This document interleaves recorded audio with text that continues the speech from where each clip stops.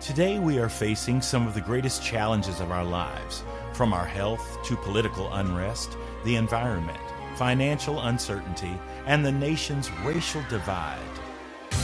Welcome to Bill Myers Inspires. My idea for this show was to invite guests and get the conversation started, to take a deep dive into the issues that impact our world with an eye to exploring solutions. And we encourage our listeners to look within themselves to take decisive action to make a positive difference. Welcome to Bill Myers Inspires. I'm your host, Bill Myers, and today we are talking about the need for transparency in the upcoming Ahmaud Arbery case with former prosecutor Joyette Holmes. And before we get going, I just want to remind the audience of the Ahmaud Arbery case. And this description comes to us from Wikipedia. And the title of this article is The Killing of Ahmaud Arbery. On February 23rd, 2020, Ahmaud Marquez Arbery, an unarmed 25-year-old Black man, was pursued while jogging near Brunswick in Glenn County, Georgia. Arbery had been pursued by three white residents, Travis McMichael and his father Gregory, who were armed and driving a pickup truck, and William Roddy Bryan, who followed Arbery in a second vehicle. Arbery was stopped, confronted, and fatally shot by Travis McMichael. The Glenn County Police Department said the Brunswick District Attorney's Office advised them on February 23rd to make no arrests. The Brunswick District Attorney's Office denied that such advice was given to the GCPD by either Brunswick District Attorney or her assistant district attorneys. On February 24th, Waycross Judicial Circuit Court Attorney George Barnhill, who had not yet been assigned to the case, advised the GCPD that no arrest should be made. Barnhill officially took over the case on February 27th. On April 2nd, Barnhill again advised the GCPD to make no arrests while announcing his intention to recuse himself from the case due to connections between his son and Gregory McMichael. Barnhill requested recusal on April the 7th. The case was ultimately transferred to the Cobb County District Attorney's Office, the fourth prosecutor's office, to handle it. And as we pick up this story about the case being transferred to the Cobb County District Attorney's Office, which was the fourth prosecutor's office to handle it, I welcome today my guest, Miss Joyette Holmes, Esquire, formerly appointed as the District Attorney and Prosecutor for the Ahmaud Arbery case in Cobb County. Georgia breaks her silence. The Ahmaud Arbery case in Cobb County, Georgia.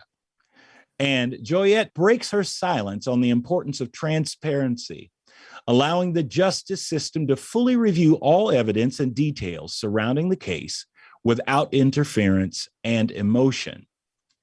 Let me tell you a bit about Joyette Holmes. She is a trusted and resilient public servant who has served the Cobb County community faithfully as an attorney, judge, and catalyst for criminal justice reform. Through Holmes' legal career, she has been most notably known for her uncompromising excellence in her representation of the court system, no matter what position she served in. Her many accolades speak to her character, integrity, and high ethical standards, all qualities that led her to her rise within the legal profession as a trailblazer. Joyette Holmes, Esquire, would become the first African American and woman to serve as chief magistrate, judge, and district attorney in Cobb County. Please help me welcome my guest today, Joyette Holmes. Welcome. Thank you so much. It's my honor to be here with you this afternoon. The invitation was graciously given. Thank you so much. Oh, thank you. Thank you. And so I was just reading actually the Wikipedia article called "The Killing of Ahmaud Arbery," and I was sort of setting that up before you came on. So, you know, Joyette, I believe that the best thing for me to do is to back up all the way and have you set up this story, because I think it's very important before we get into the gory details, as it were. I think it's really important so that we have an understanding, and I don't necessarily trust Wikipedia's read on this, but you would certainly know more about that. And so if you would just tell us about this incident with Ahmaud Arbery in your own words, and then we can take it from there. Okay, so, of course, Ahmaud's murder happened in February of 2020, but we would not fully know what happened until May of 2020. It started off with the parents being told that a homeowner killed him when he burglarized the home. And it wouldn't be until early May that a video would come out detailing the moment of his death, which for anybody is excruciating to see, should be excruciating to see, and only imagining what the family had to go through, knowing what was out there. Of course, we would come to learn that he was chased through the neighborhood and shot in the middle of the street. Our office was brought into it, and I say our office, the Cobb District Attorney's office in Marietta, Georgia, that's where I served as district attorney at the time, was brought in as the fourth prosecutor to handle this case. Certainly there were things that happened leading up to that appointment that caused not just us as onlookers dismay, but the Attorney General for the state of Georgia, who made the decision to appoint the Cobb County DA's office and myself to that case. Of course, I knew that, or I did not feel like there was a choice in whether our office should accept that case, because I knew that we had the resources and the talent to get justice for Ahmaud Arbery, for his family and that community. And so we did take on that task to be the prosecutors in that case, worked with the Georgia Bureau of Investigation to get the evidence that had previously been collected and additional evidence to move the case forward through grand jury and indictment. And of course, as the news has shown, it's prepping for jury selection early to middle of next month. So why? I guess the part of the story that you have outlined so far that kind of makes me a little makes me want to ask this question: why was this the fourth prosecutor's office that this case landed in? I mean, that right there automatically kind of sounds suspicious. So whenever there's a violent or any offense within a certain jurisdiction or judicial circuit, as we call it in the state of Georgia, that judicial circuit takes on the prosecution of the case unless there is a conflict. And conflicts don't have to be defined. It just needs to be submitted as such to the Attorney General, and the Attorney General will choose what office gets contacted to handle it. That was done with the initial prosecutor. However, it was done late, which is why you see some of the issues you're seeing right now. And she transferred it herself rather than going through the AG's office to a neighboring DA who ultimately recused because of a perceived conflict and what the family saw as a conflict, and he ended up getting out of the case as well. So the third DA's office, who was in the case, did not have a conflict like we would think of one, but he represented a small judicial circuit with not as many resources. So of course, being elected in your judicial circuit, even if you get appointed a case outside of your circuit, you're responsible for protecting and prosecuting cases within your circuit. He did not believe that he had that resource and contacted the AG's office. And that's when I was contacted about handling the case from there on. Interesting. Very interesting. Yeah. I mean, again, four different, that's a hot potato. It is certainly, but there was so many different conversations surrounding all the different appointments, and certainly my appointment was no different. And I think there was concern as to why that was happening.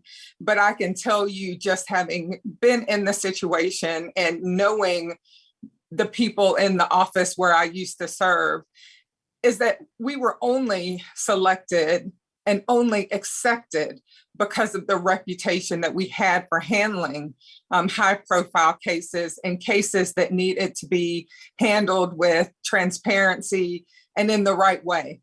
And making sure once it got to the courtroom that what needed to happen happened in a very ethical way with integrity throughout. Yeah.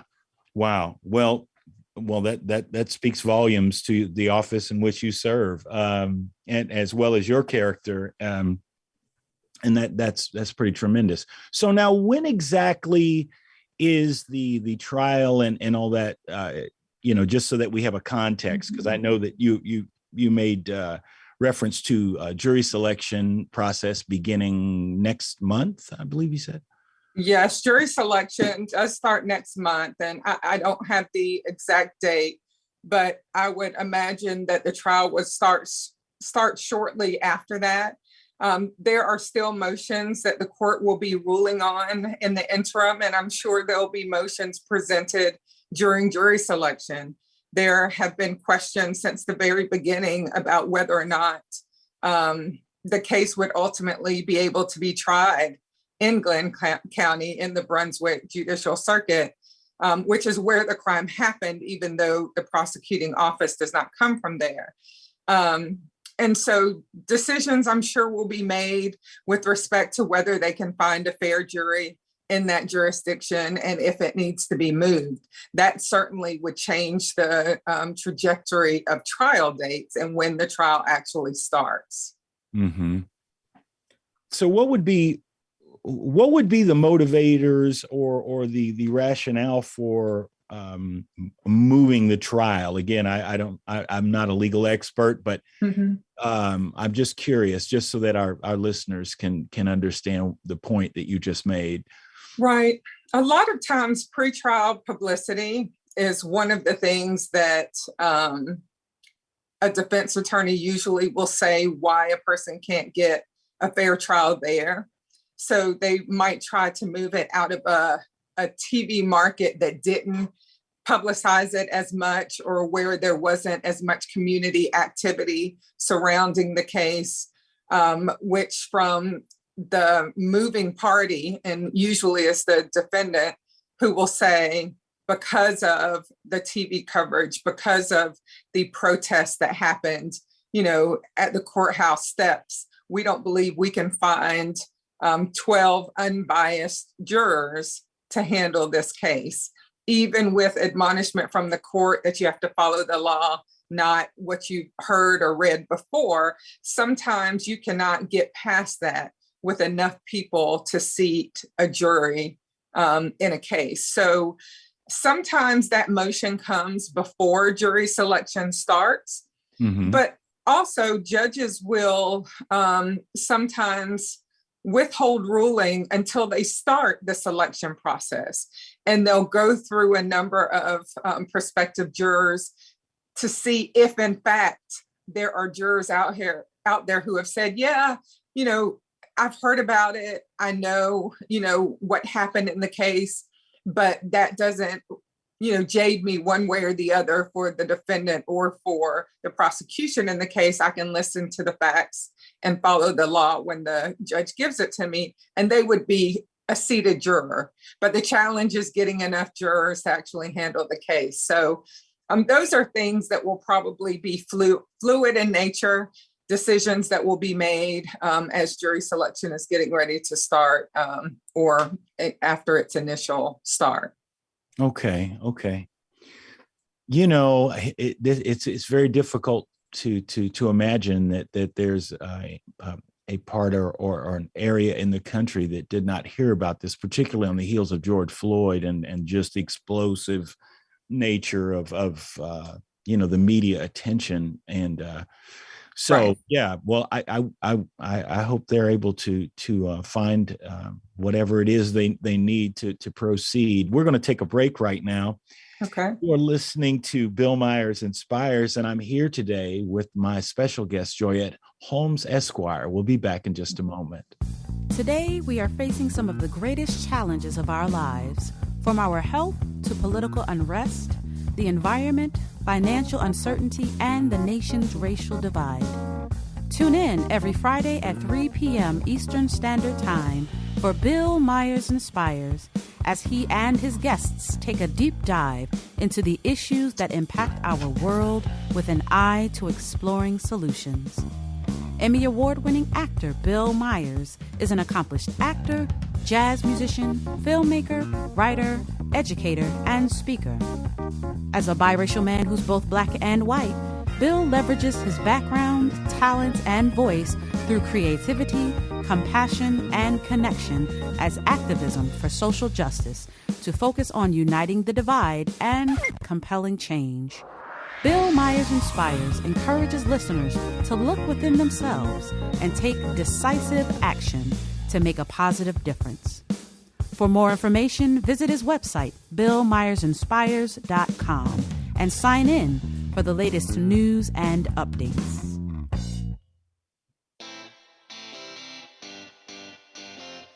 Are you a subject matter expert? Are you here to share your expertise with an audience waiting to hear from you in only the way you can deliver? Are you ready to have your voice amplified across the airwaves? Inspired Choices Network has a global radio platform streaming to millions of people across the world. Professionally produced and supported by an accomplished team every step of the way, you can broadcast from anywhere in the world, knowing your voice matters, and we ensure it is delivered with ease and efficiency. Eager to hear your message, the world awaits. Contact us today to become an Inspired Choices Network radio host. Email become a host at inspiredchoicesnetwork.com.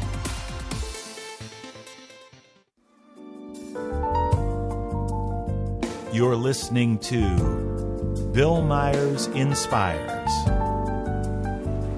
here on the Inspired Choices Network. We're here every Friday at 3 p.m. Eastern Standard Time. Thank you for joining us. And now, let's get back to the conversation. We're back. You're listening to Bill Myers Inspires, and today we're talking about the need for transparency in the upcoming Ahmaud Arbery case with Joyette Holmes, Esquire. So Joyette, now I think we can take a step in this other direction, because I was absolutely fascinated when I got the information about you breaking your silence on the importance of transparency. And I thought, well, now let's take a look at that. And you can only break your silence as far as you feel comfortable breaking your silence. But you do make the point of the need for transparency. And, and so I believe that there's a reason for you making a statement such as that, which may suggest that there oftentimes is or is not transparency, or the necessary transparency in order for these cases to move forward. Mm-hmm. So now I'm going to back up and just sort of let you got some splaining to do. So oh, goodness. But I just want to hear about it, because like I said, I'm fascinated by well, I think having been a public servant and serving in an elected office, people want to hear what's going on in their community as it relates to the space that you're working in. Certainly, having served as the district attorney, that was no different. Transparency for me usually starts with educating. People talk about things that happen in the court system, arrests, murders that outrage, and rightly so, and how they're handled. But when you're not talking from an educated framework, then it muddies the waters. So when I talk about transparency, I'm not talking about necessarily getting into all the details about a particular case. For instance, in this case, I always felt it was important each step that we took, making sure that the public knew and understood why we took those steps in the case and how that, came to be and what's next. But at the same time, and especially being in the position, and even though I'm not in the position now, still wanting to make sure there's integrity in the process and that the case does not get negatively impacted by anything that I say or do, certainly. Right. There are some things that can't be talked about. Throughout the process, we were able to talk about getting the case indicted. There was a preliminary hearing that was, live streamed. There were other motions that were live streamed. So people were able to hear the details of the case as we submitted it to the court in real time. Mm-hmm. But as you get closer to the trial and jury selection, most importantly, there are things that may have come out in a preliminary hearing or in other motions that are ruled inadmissible at the time of trial. And a jury won't hear those things during the course of the trial. So when we talk about transparency, that is very different to me than getting in the dirt and grime and sharing the tea, as we might say. Right. I have a bigger responsibility than to do that. But I do think it's very important to educate the public on, why things may be done a certain way, what the process is, what to look for, because there are things that are just legalese that don't translate in the same way when you're just talking about it in the public, or when you're feeling the emotion of what happened to this young man. He was murdered, and he was murdered in a way that I can't even imagine. I'm a mother of two, and to even think of my child, wondering what was going through their mind when this was going on, that's tough.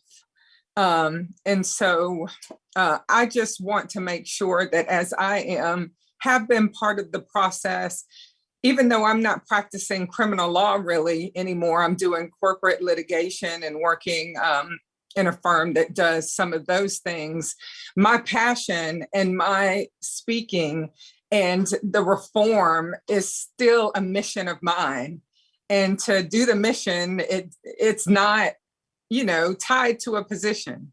It's what your passion is, what's in your heart. So when I talk about breaking the silence, it is to educate people about processes. And, people think of an elected office as always having to be political. For me, that was a byproduct of the work that I did. There's not a decision that a prosecutor should make that's tied to politics, and certainly not party politics. And so you could pull anything that I have done, whether it was through work or through campaigning, and party politics was never part of my platform. Some may say, well, that's probably why you're not in office, because you didn't, you weren't more political. Right. But my goal was to do the work and to make sure the community understand why I did the work the way I did it. Yes, indeed. And I will share with you, as my listeners have probably heard me say before, my father was on the police department for 54 years, and wow.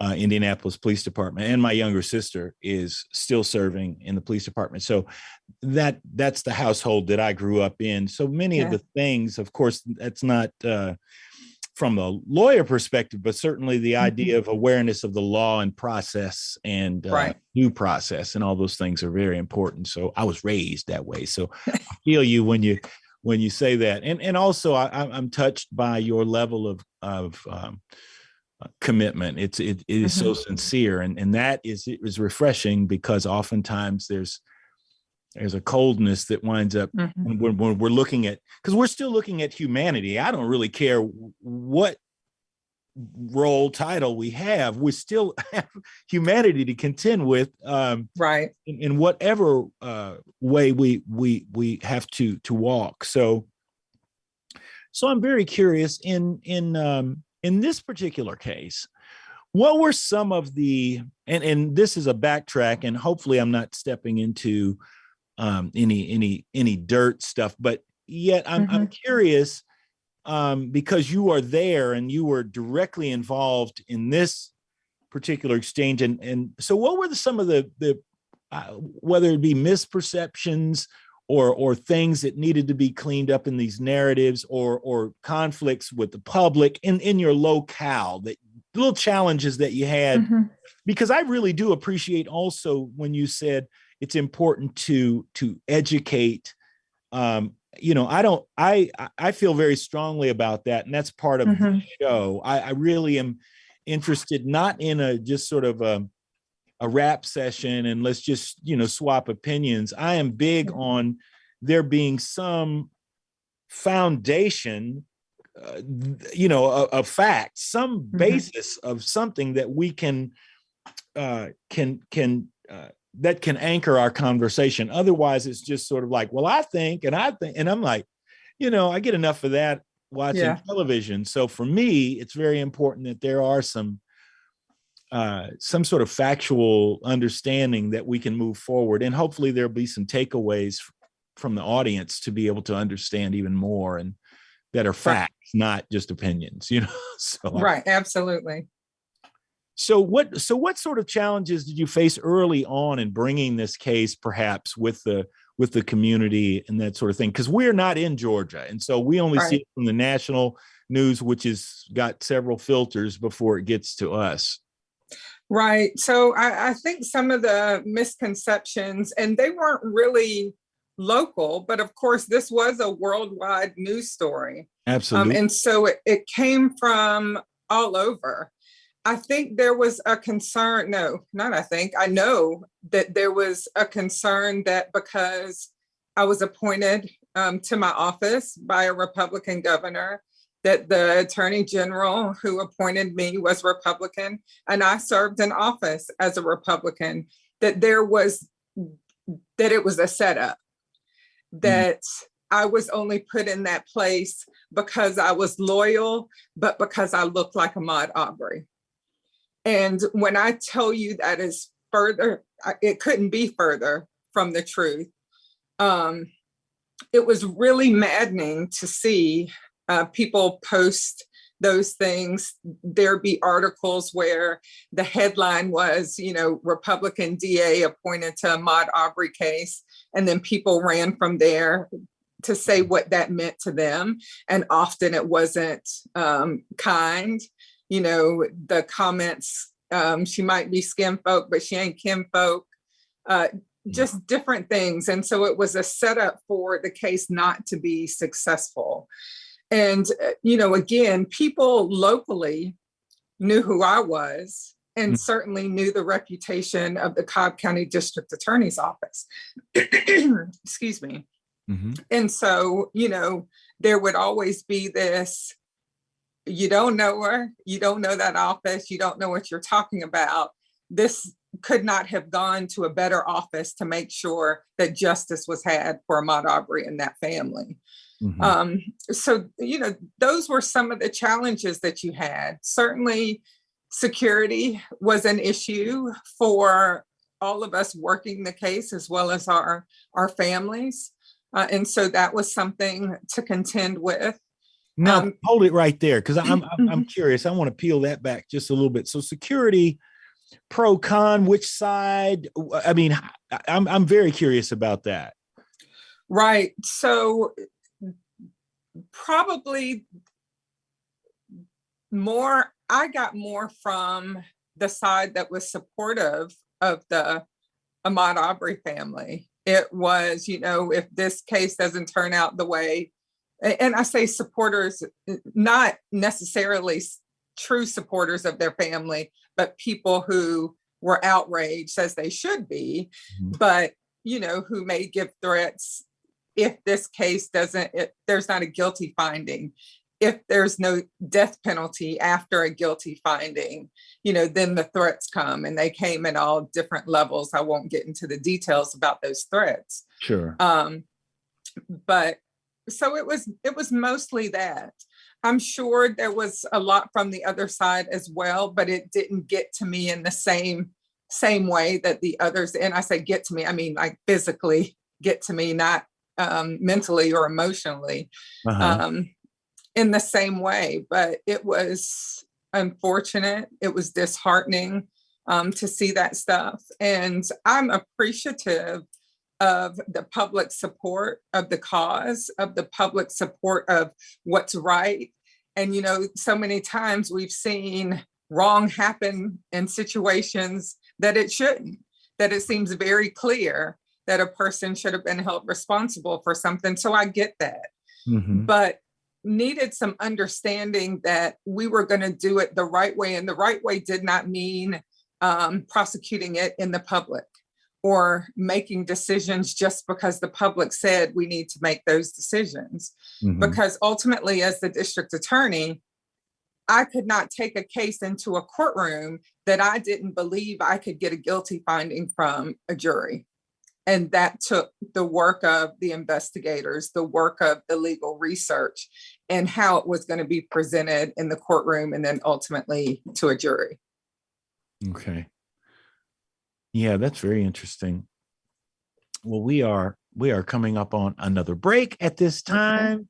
You are listening to Bill Myers Inspires, and today I am here with former Cobb County District Attorney Joyette Holmes, and we'll be back in just a moment. Today, we are facing some of the greatest challenges of our lives, from our health to political unrest, the environment, financial uncertainty, and the nation's racial divide.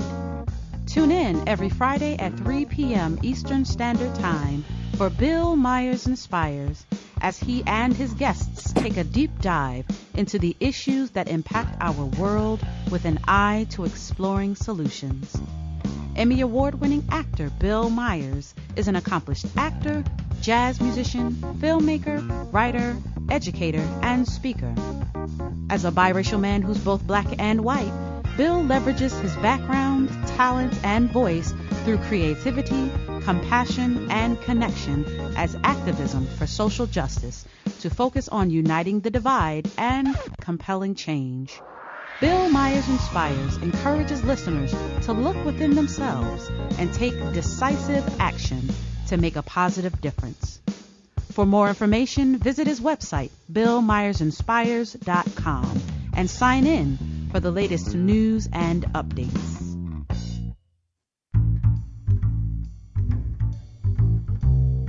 How wonderful would it be to carry your favorite Inspired Choices Network host with you throughout your day? Well, now you can. Inspired Choices Network now has its very own mobile app. Our free app offers live streaming shows, along with thousands of podcasts and TV episodes. Our shows cover a wide variety of topics.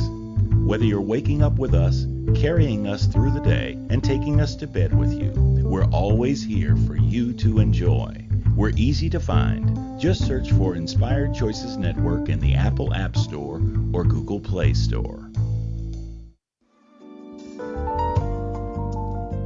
You're listening to Bill Myers Inspires here on the Inspired Choices Network.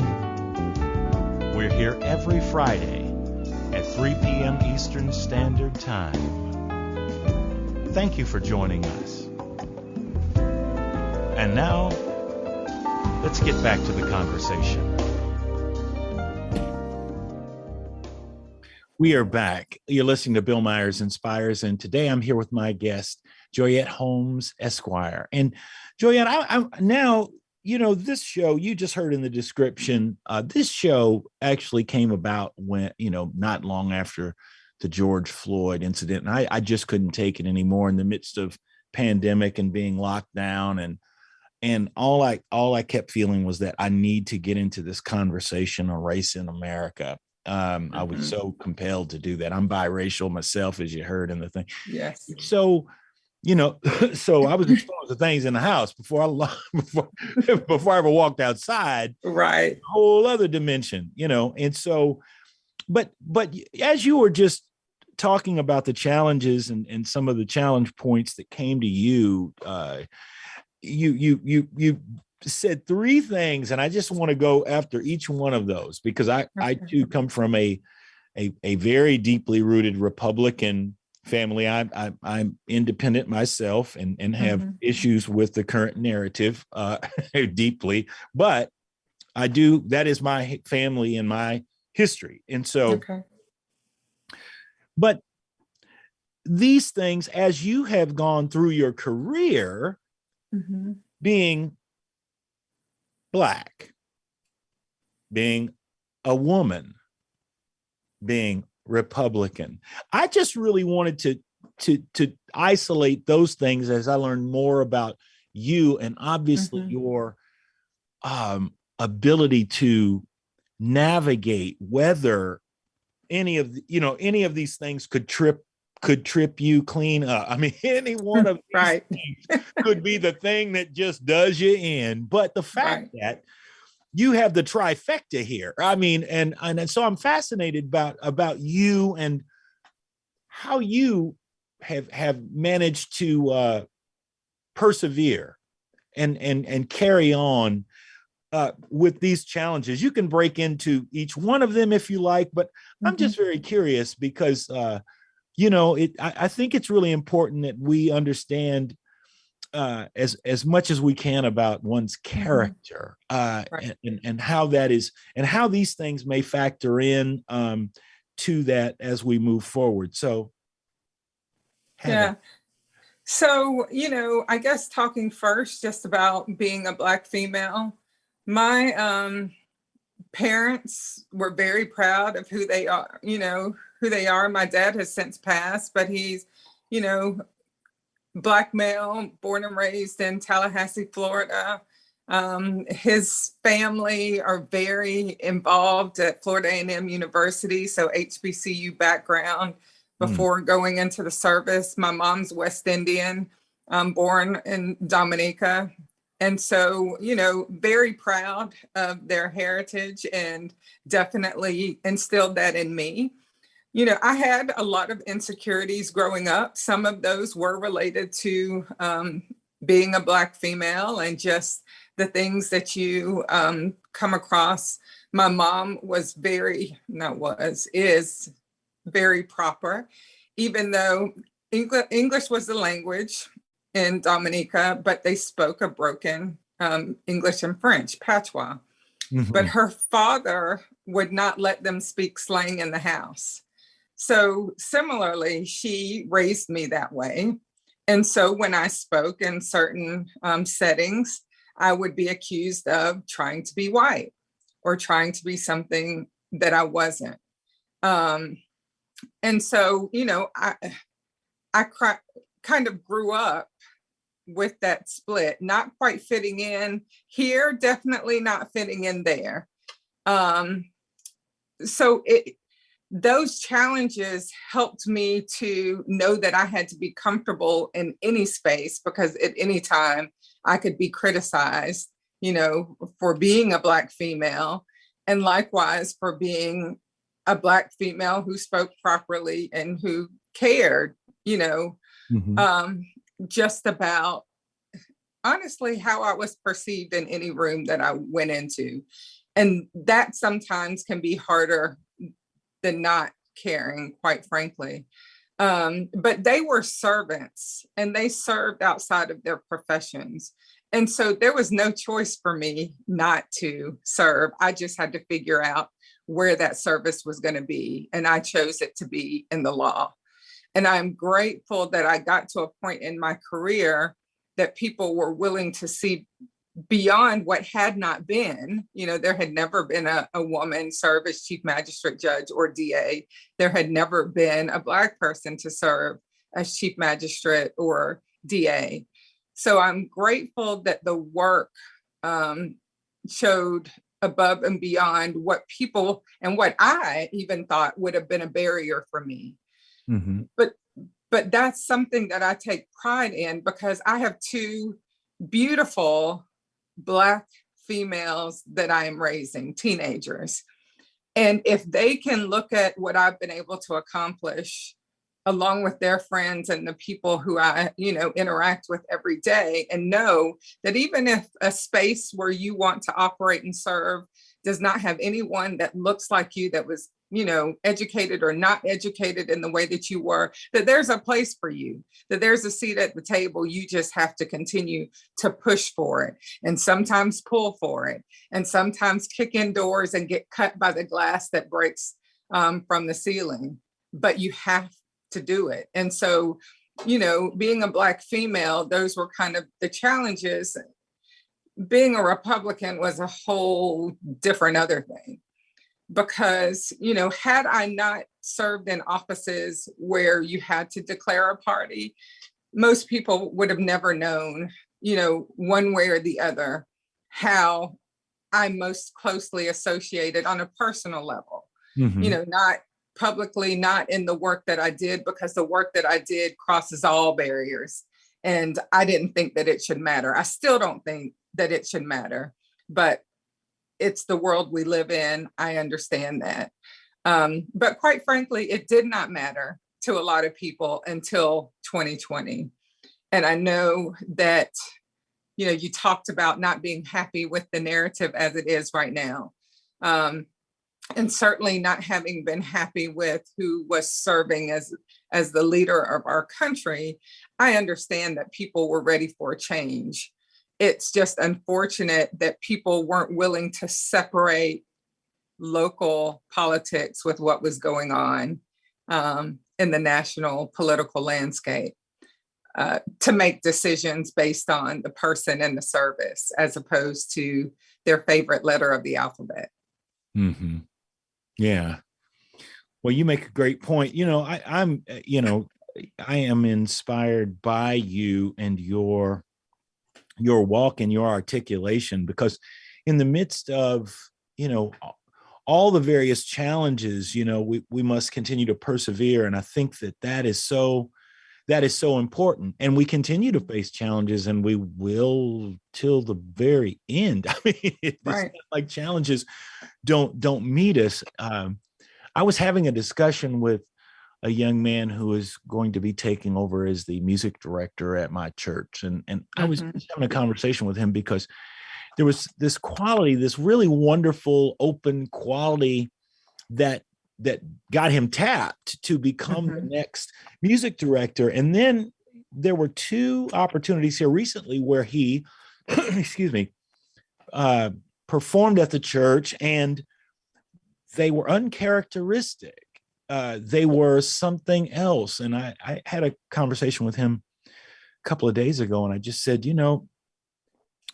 I know you stepping in, starting in, a couple of months or so as the head of this. And this church has a very, very significant legacy, particularly in the music department. Some of the biggest leaders of music and high school music teachers and orchestra teachers that taught legendary musicians were members there, and that sort of thing. And I just said to him, I said, don't try to be something you're not. Don't try to be, because why you were selected was because of exactly who you are. Right. And then I was reminded, of something that I struggled with and learned maybe 10 years ago, as I struggled with something very similar. And I said to him, you are enough. Oh, yes. Absolutely. You are enough. In fact, that's all you got. And so, but I believe that you serve a purpose. And so don't get me wrong. I mean, you'll continue to evolve, and you'll continue to take on new things and learn things as long as you stay open. But the minute you step out, you lose your power, because I don't know who you are and you don't know who you are, and you're walking in somebody else's shoes hobbling.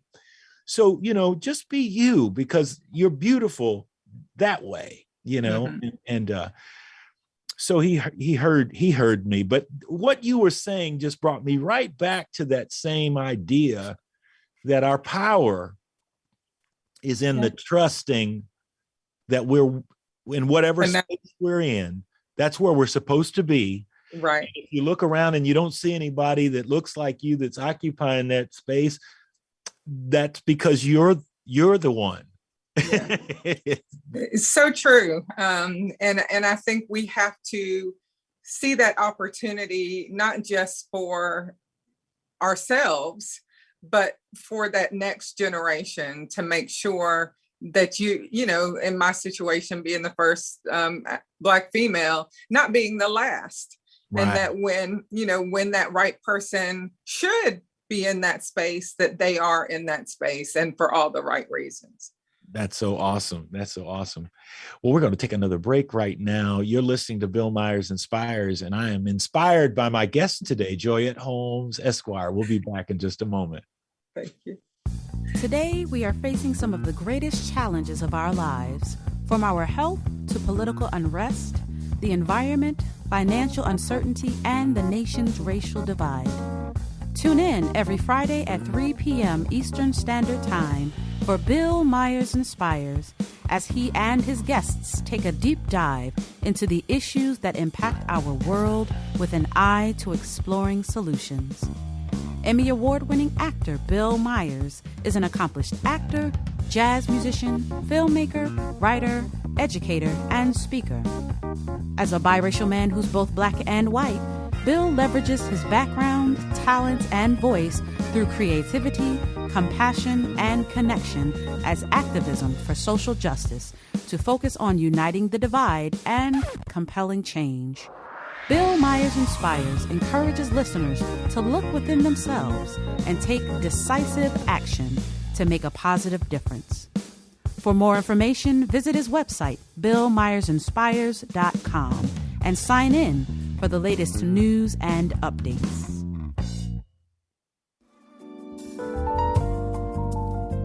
You're listening to Bill Myers Inspires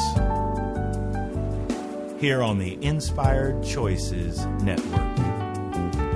We're here every Friday at 3 p.m. Eastern Standard Time. Thank you for joining us. And now, let's get back to the conversation.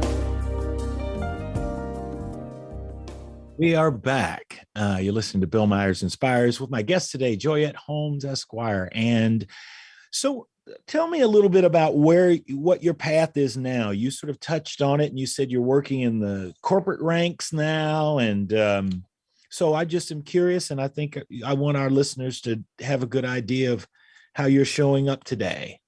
Absolutely. So I'm a partner at Gregory Doyle Calhoun and Rogers, which is a law firm in Georgia, but serves clients worldwide in corporate stuff. So whether it's your vision all the way through mergers, acquisitions, and succession planning, we work through that. We have government clients and also school board clients. So we do a lot for the people in our community that we serve as clients. I do also still work with Project Restore 360. We're in a retooling process, and I can't wait to relaunch what that was. I started this umbrella project when I was district attorney, recognizing that public safety is a whole community issue, and that in order to make sure that public safety remains a priority, we have to make sure that we are creating solutions before, during, and after somebody being court involved. Because 90+% of people who are court involved don't stay in prison, don't stay in any place where they're not being productive. And so if we don't provide opportunities for those who, have, yes, maybe made some poor choices, but who are going to be back out in community to get housing, education, and employment, then we're in that same recidivism cycle. We're not being productive community members. It takes our churches, it takes our chambers of commerce, of course, our law enforcement community. But the misconception that people have is that it can only be cured within the walls of the courthouse. And that's not at all the case. So with Project Restore 360, we did records restriction events to help people who had been arrested but never adjudicated, or who completed a program, to get that restricted from their record, because of course that is a barrier to employment and to housing, and also have on the spot jobs for people. So over 24 employers were there, resources for rehab, financing for down payments on homes, and rental assistance. So it was that project has just worked to be a 360-degree partner to the community working through criminal justice reform. And, while I'm not a prosecutor anymore, I'm not practicing in the criminal courts very much, I am still very passionate in the work for criminal justice reform and just getting more justice-centered prosecution sentences and, reformation afterwards. That's there's a couple of things I want to follow up with you on outside of the show, because you said a couple of things. I am a firm believer that things happen for a reason. Mm-hmm. And early this week, I was contacted, and I think it was a result of them seeing that you were going to be my guest on the show. And mm-hmm. So I wrestled with whether I would introduce this during the show or not, but it's something I won't go into greater depth, but I will let you know that this individual contacted me and was letting me know about a mother mm-hmm. who lost her son, who was in the Georgia federal prison system. And she just described, I spoke with the mother. And again, I was not going to bring the mom onto the show or so, because I don't know what, again, the factual pieces and all that sort of thing. Mm-hmm. But she did speak to me and ran her story. And ironically, in this same week, the news broke of the Attorney General's office looking into, mm-hmm. is it the Georgia prison system, or is it the federal prisons in Georgia? Because it sounded like it was an overlap to what this woman was telling me, Yeah, there are two different systems. The Georgia Department of Corrections houses for those convicted of state law violations, as opposed to the federal prisons. And there's a federal prison in the state of Georgia as well for federally committed offenses.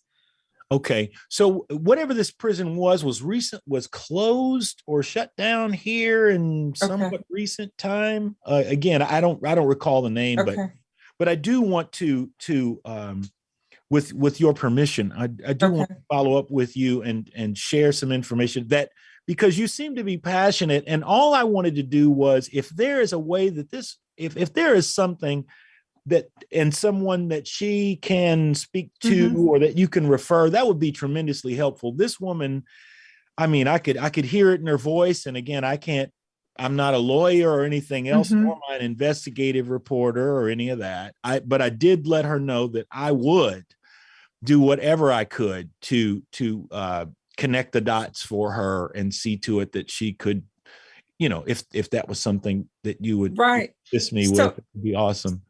So I can drop in the chat the email address for Project Restore 360. And if she wants to send me some correspondence about what's going on, it may not be something, I don't know if it's what I can help with, but certainly we'll have the resources to connect her with someone. That's awesome. Yeah, that's the main thing, is that it finds a place to go, because I don't want her to feel like she's not being heard and be some, her boy's gone. So there are answers that are absolutely. And I don't know if I'm able to actually put anything in the chat. So if you want me just to say the email address, I can do that. You can. Okay. And it's Joyette, Joyette, at Project Restore 360.com. Okay. Got it. Joyette, it has been a pleasure having you here today. We're going to get off this show right now, but I thank you so very much for being here today.